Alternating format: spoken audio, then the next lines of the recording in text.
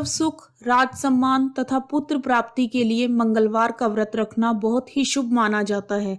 आइए सुनते हैं हनुमान जी की मंगलवार की कथा।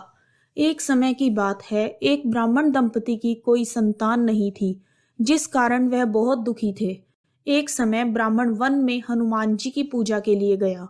वहां उसने पूजा के साथ महावीर जी से एक पुत्र की कामना की। घर पर उसकी स्त्री भी पुत्र प्राप्ति के लिए मंगलवार का व्रत रखती थी। वह मंगलवार के दिन व्रत के अंत में हनुमान जी को भोग लगाकर ही भोजन करती थी।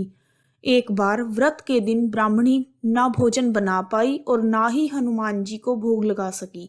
उसने प्रण किया कि वह अगले मंगलवार को हनुमान जी को भोग लगाकर ही भोजन को करेगी। वह भूखी प्यासी 6 दिन तक पड़ी रही। मंगलवार के दिन वह बेहोश हो गई। हनुमान जी उसकी निष्ठा और लगन को देखकर प्रसन्न हुए। उन्होंने आशीर्वाद स्वरूप ब्राह्मणी को एक पुत्र दिया और कहा कि यह तुम्हारी बहुत सेवा करेगा। बालक को पाकर ब्राह्मणी अति प्रसन्न हुई। उसने बालक का नाम मंगल रखा। कुछ समय बाद जब ब्राह्मण घर आया तो उसने बालक को देखकर पूछा कि ये कौन है, ये किसका पुत्र है। पत्नी बोली कि मंगलवार के व्रत से प्रसन्न होकर हनुमान जी ने उसे यह बालक दिया है। ब्राह्मण को अपनी पत्नी की बात पर विश्वास नहीं हुआ। एक दिन मौका देखकर ब्राह्मण ने बालक को कुएं में गिरा दिया। घर पर लौटने पर ब्राह्मणी ने पूछा कि मंगल कहाँ है।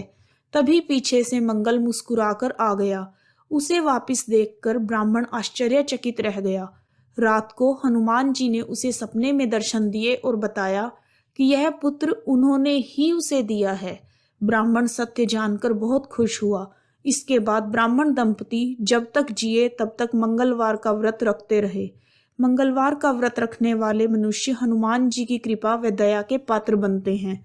जय हनुमान।